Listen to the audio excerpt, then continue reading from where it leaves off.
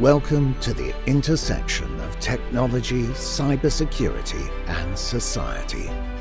Welcome to ITSP Magazine. Knowledge is power, now more than ever.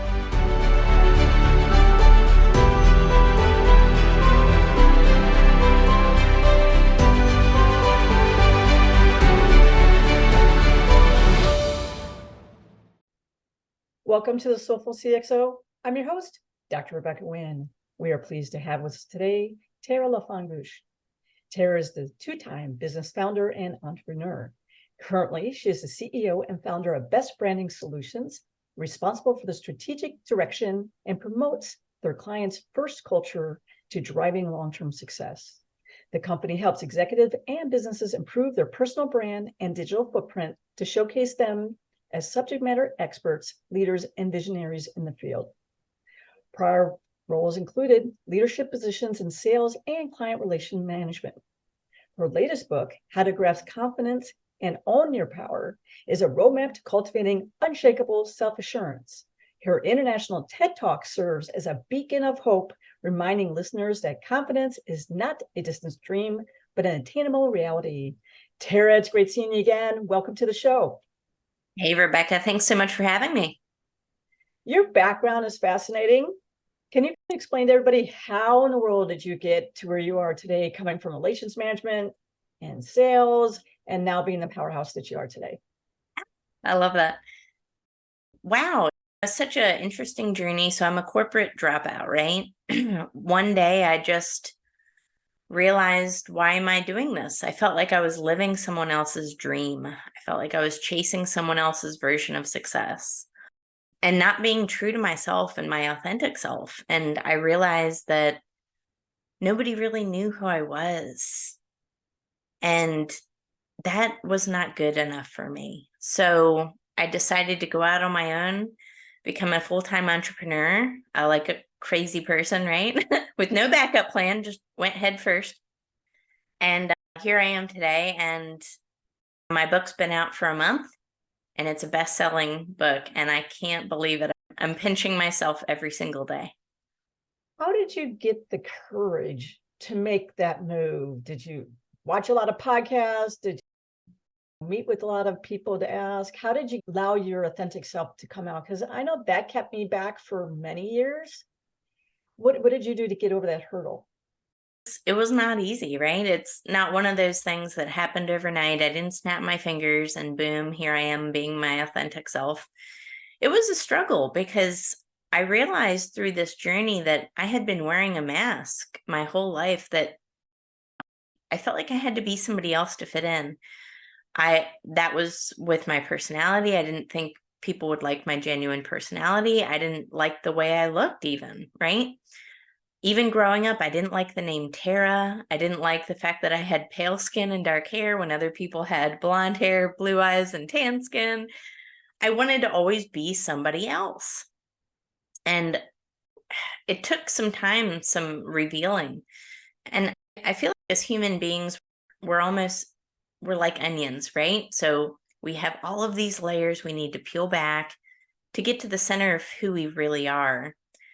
And it took some time, but what I started to realize is when I started to tell people my story, where I came from, something that I had purposely not told others out of fear, out of ridicule, out of whatever, judgment, was actually the glue that really helped form a lot of human bonding and connection with other people. And without me telling my authentic story through my book and with my TED Talk, it would have never happened. This book wouldn't have ever happened if I wasn't authentic. This TED Talk wouldn't have happened if I wasn't authentic. This book was a real catalyst for me to uncover my soul and show it to the world. And I'm so grateful I did that. And it was scary, but here we are today, and the rest is history. Yeah, one thing I noticed about myself too is people say when I was going to conferences and I would speak at conferences, which when I do keynotes, they call me the Melissa McCarthy of cybersecurity because I like to tell stories and I'll use my own let's say, failures as Yes. examples of what not to do, and that's okay. But I was really allowed to be my authentic self, interact with people, interact with my peers. They come to me as a subject matter expert. Rebecca, how would you handle this? How would you handle that?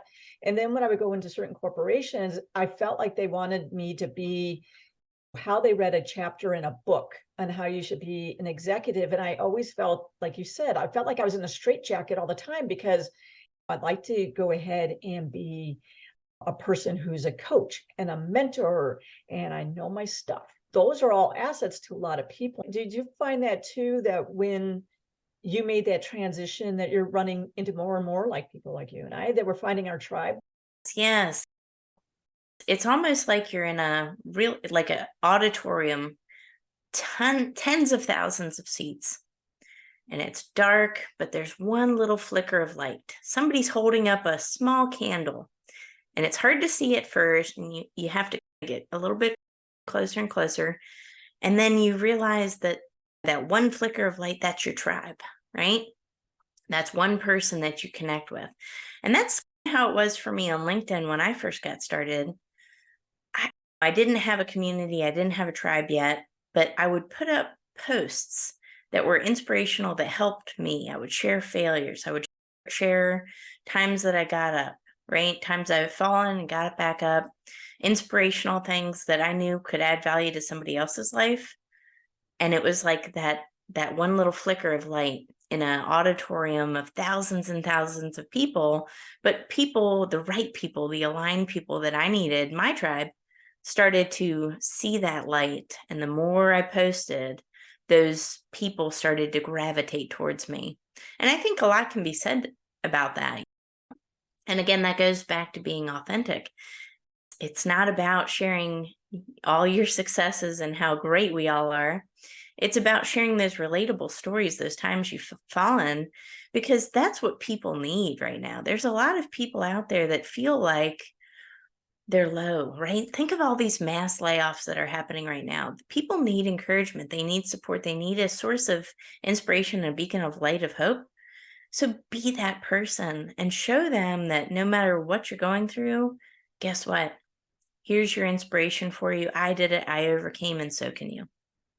Yeah, I agree with you. That's why I started the show, is because I wanted those real stories. I want those stories is like, nope, everything hasn't gone perfect for me. And the people it's gone perfect for, I probably don't know you and I don't hang out with you, because like, Same. I read a background on you that kind of surprised me, that you weren't an innate speaker. I know myself, when I was looking about speaking in college, I had to take a speaking class. I literally would shake getting up there and speaking all the time. Then I took Toastmasters. I'm a double CMT with Toastmasters. I think they've really titled that now, Competent Master Toastmaster. Did that twice because I wanted to be able to speak better. I wanted to speak better impromptu. What did you do to come over that? Because there are people out there who maybe want to speak, or maybe they want to write, or maybe they want to do something else, but the fear of failure, fear, uncertainty, doubt holds them back. And so I'm curious, especially being a TED Talk speaker, which I would love to do one day, TED Talk, be listening. How did you overcome that speaking fear? Yes, it was the biggest, I would say it was the biggest fear ever for me. So even in school, elementary school, I can remember it vividly. If my teacher were to call on me on class, my voice would close up and I could not talk. Tears would well up in my eyes. I would get red. I would run to the bathroom and cry. Literally, I could not speak. And it followed me throughout my adult life, even into my career. So if I was asked to give a presentation, I couldn't do it. If I was asked to speak up during a Zoom meeting, I couldn't do it. Literally. So it held me back in every aspect of my life. And that's why this topic of confidence is so important for me, because I delivered my first keynote speech this year. It was just in January. And I faced my fears, and I'll be honest, I went into the bathroom and cried before I delivered my speech, because I had it was nerves. But once I got on stage and I realized, I looked around, people were in awe. People were really paying attention. And I could tell, and it was like this energy that washed over me, and it became as easy as drinking water or eating. Literally, speaking now is so easy for me.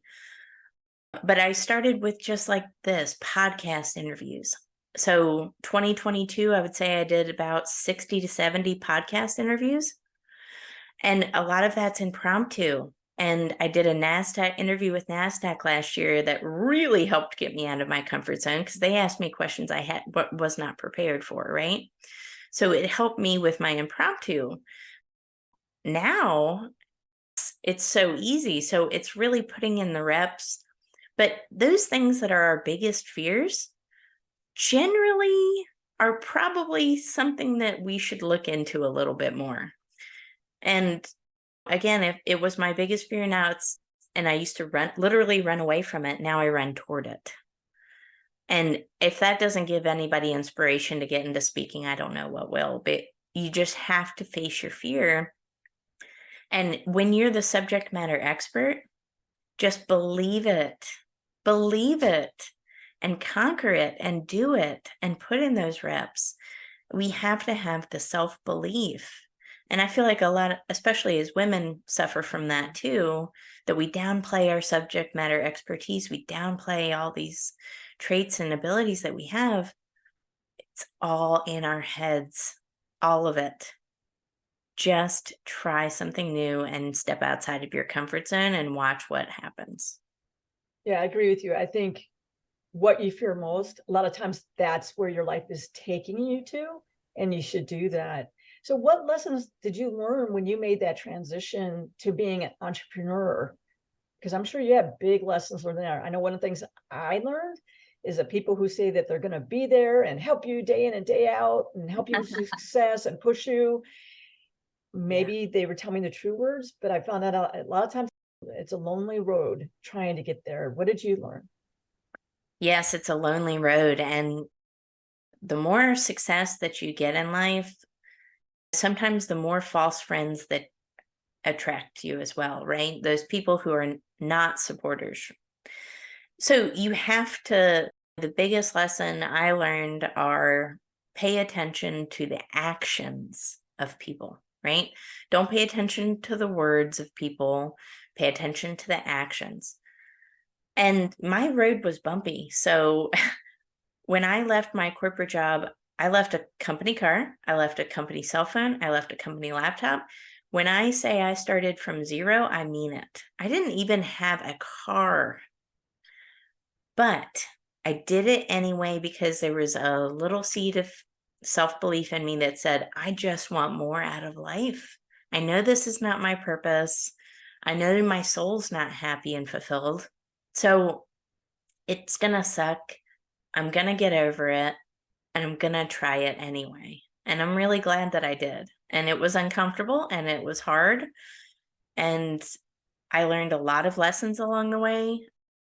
If you took my first year as an entrepreneur and made it like a graph, it would look like a heart rate monitor. It was red and all over the place.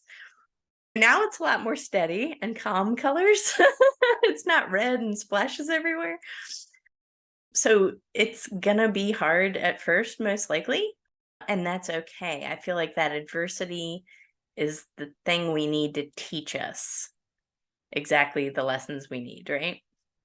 Yeah, and one of the things that I know is because we both talked about LinkedIn and we're both very active on LinkedIn is seek out people who look like they've been there and done that. And they don't have to be 20 steps above you, but if there were just even 2 steps above you, that can get you past those 2 steps a little quicker. Be very mindful of their time. Did you do that? That's what I did. I have great mentors in my life that I can call on and go, and I'm really struggling with this. How can you give me some guidance? Not necessarily tell me how to do, but can you give me some guidance? Because I do think the School of Hard Knocks, people need to go through it and learn it. Did you do that as well too? I seek out mentors and advice every day, right? I ask a lot of questions. So I would find people, just like you said, who are a couple steps ahead of me, lean on them, follow them. What are they doing? Look, observe, watch. But then I also had people that were reach goals. So a reach competitor, right? when I was brand new, my competitor, a reach competitor, would have been somebody who is making a keynote speech, hundreds of thousands of followers, etc. Then I'm closing that gap, right? But I watch what they're doing. What platforms are they on? What kind of content do they post? Where are they visible? And I started making steps to become that, and just to, through my own authenticity, through my own personal brand, they have already paved the way. So aligning with that, I think that's really important. Let's see, what magazines are they in? How do I get in those magazines? How do I utilize those networks for my voice? And that's how it started. And now it's its own machine, which is great. But I'm not an anomaly. So there's a saying out there: if you ask for money, you get advice. If you ask for advice, you get money. And you also build friendships and alliances. So asking for advice, but also providing value back to those people that have helped you along the way.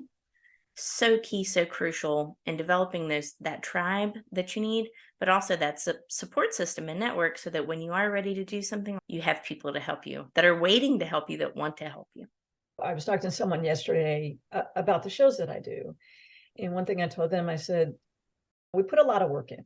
We put a lot of work, a lot of time, a lot of effort in. And a lot of times you don't get a positive comment, you get nothing. But I said, I've had, over the many months that I finally released this, where I've had people reach out to me and said, you know what, this is how you positively have impacted my life. And thank you for having your show.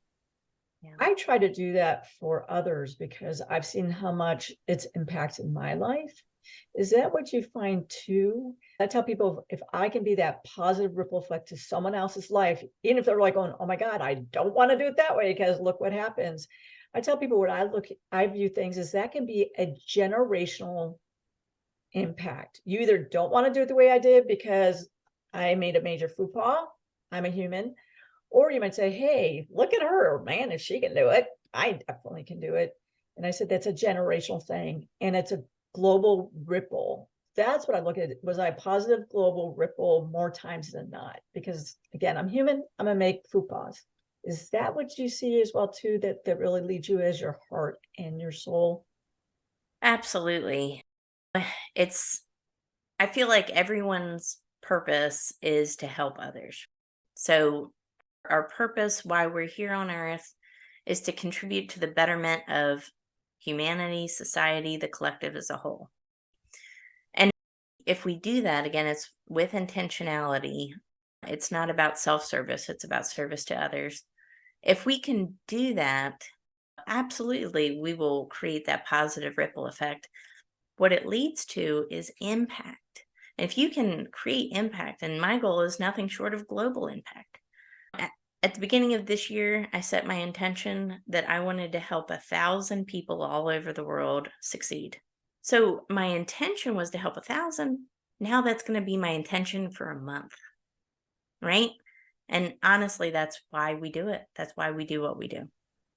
You've mentioned a couple of times now about setting, basically, I'll call them short-term and long-term intentions, monthly intentions. Can you walk us through that process? What do you do? Is it on a Sunday morning that you think about what I want to accomplish tomorrow?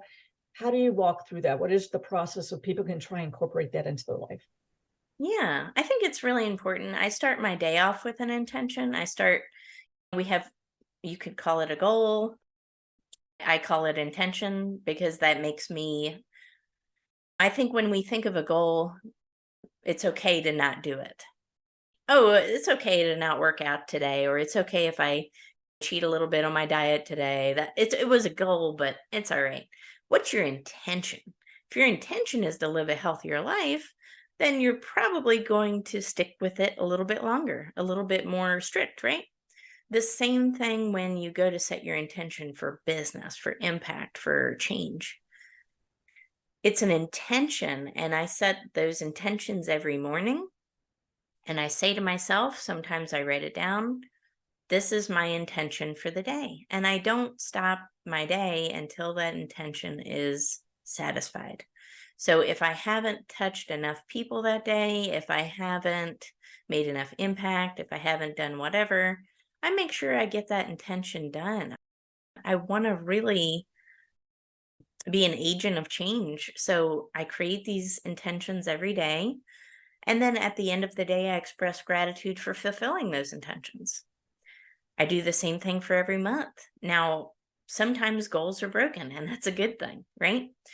But I feel like when we set a goal, it's a lot easier to be swayed from when you call it an intention, I don't know.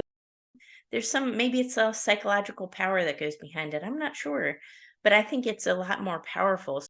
If it's more powerful to you, lean into it, try it. If not, lean into it and try whatever works for you. But for me, setting an intention is so key, so crucial because it keeps me on a path that I need to go on. I know when I had Teresa Payton, who was the first female White House Chief Information Officer, her and I talked about her 5 F's. But one of the things is that's how she breaks it, right? Friends, family, faith, things along those lines. And I do that too. I have a habit app that I use. And then in there, I've actually used that. And now, like you said, diet, what I do on my exercise, what do I do on certain interactions, and I did that. I do this as for Mondays and Thursdays, things along those lines. I use that to keep those areas of my life on track, and then I can see where I was off from month to month. Maybe I need to adjust it. Maybe it's I have to get more sleep, therefore I need to adjust my other tensions. To use something similar to that, a color coding system or something like that, so you can see if you're on par or not on par. Ooh, no, you're just giving me ideas. Now I need to implement something. You have to go listen to that episode. I had never thought about that. I'm a little bit of a data nerd. So I have my MBA is a specialization in analytics. So I do watch trends. If it starts to slip down, I look, revamp, what is my data showing? What is it telling me? What's the story? I need to get some kind of an app, right? But I'm old fashioned. I like write it down. I write down a lot of things. So I'm a big journaler. And at the beginning of every day, write down, like I said, the intentions of that day, things I'm grateful for. And then I do that towards the end of the day as well. But I need to get an app, don't I? You're giving me all the ideas. I like that. I'll tell you, so Teresa Payton uses a calendar and she color codes those 5 areas that she has. And so every time she puts on a calendar, each of them has a corresponding color code. So then she can reflect very quickly on the calendar, was she successful, not successful, and what she has to adjust. We both use habit apps, and I can share mine. There's a plethora out there, but I can very easily just go ahead and say, here's those goals. I'm going to do this Monday and Thursday, Friday, when I'm going to do the post for LinkedIn, different social media. Did I hit that? Did I not hit that? How can I adjust? But I can see it very visually, very quickly. And then I'm like a paper person. So my day starts out, here's 5 things I want to get accomplished today. And they might have subtasks, but I also in my head have them generally in an order that, you know what, it goes back to the Ben Franklin, where they did A, B's, and C's, that if this one doesn't get done, and you know what, I'm exhausted of the day, it's really okay. The world is not going to end because I didn't get it done. Because I think the worst thing to do in life is that we all have 1,440 minutes in a day. And if I'm super consumed on using those 24 hours or 140 minutes up solely to get tasks done and not have positive interactions with other humans, I think that one thing is that we can all become workaholics is where that is, and lose that sense of balance. So how do you maintain that? Wow, there's something I keep in mind always. And I feel we all have tons of tasks, right? But our job is to not do a million tasks. Our job is to do as many possible tasks as we can do in a day in a successful manner without hurrying. I feel like when we hurry, we start to get into a different frame of mind. We start to mess things up. We have to remember to take breaks, right? I keep that in mind every single day. If I feel like I'm hurrying, That's when I stop what I'm doing and reflect, because honestly, it can happen to the best of us, right? So I try to be very mindful of my time and energy as well. And if there's too much on my plate, I need to look and see where my time is diverted, because honestly, especially as women, I feel like we can't pour from an empty pitcher. And I think so many of us try to do that. But at the end of the day, if we have nothing left in that pitcher, we're not doing anything for anybody, especially ourselves. Do what you can do in a day that's successful, that you can feel accomplished, that you still feel like a whole person, but don't hurry. Don't rush through things. I think so many of us are just rushing through life, and we're not getting those good relationships going. We're not having those good conversations that really uplift our souls, right? So pay attention to the things that are feeding your soul as well. Don't you think, Rebecca? It's like a meter almost. If you feel your meter start going down, your soul meter, it's time to refill it. What makes your soul set on fire? Take a break from whatever it is you're doing and do something that really lights you up. And then I feel like that gives us a lot more energy to go back into those tasks if we need to. Yeah, I agree. I saw a post the other day on LinkedIn, and it was, if you're feeling overwhelmed, take a moment and focus. And there were, I don't know, there were 193 people liked it, maybe reposting. And I went, no, I don't agree with this at all. If you're feeling completely overwhelmed, say no more often. That's what I've had to learn over the years, because I just was constantly taking on more and more stuff. And you're right, the quality of work doesn't come out, your resilience goes down. So instead of telling people you need to push more, focus more, you need to be intentional. As Carolyn Wong has said on my show, you need to be intentional on your time, intentional where you want to go ahead and focus on, and be intentional on what you want to add to your life and whose others' lives you wanted to add on to it. Yeah, absolutely. I think no is a superpower. I used to say yes to everything and I was miserable, right? Those were the days at the beginning of the show when I was talking about wearing a mask. I felt like I had to come into work and be the first person there on my team and be the last person to leave. And I worked through lunch. Guess who remembers that today? Myself, my family. Nobody at work, right? So we take on too much things sometimes, and it's okay to say no, especially if it's things that don't serve us. It's okay to say no, and we have to remember to refill that pitcher at the end of the day, before the end of the day. Refill it as many times as you want. Again, we're no good to anybody if we are empty. If you're saying yes to too many things, absolutely, I agree with you. Start saying no a little bit more.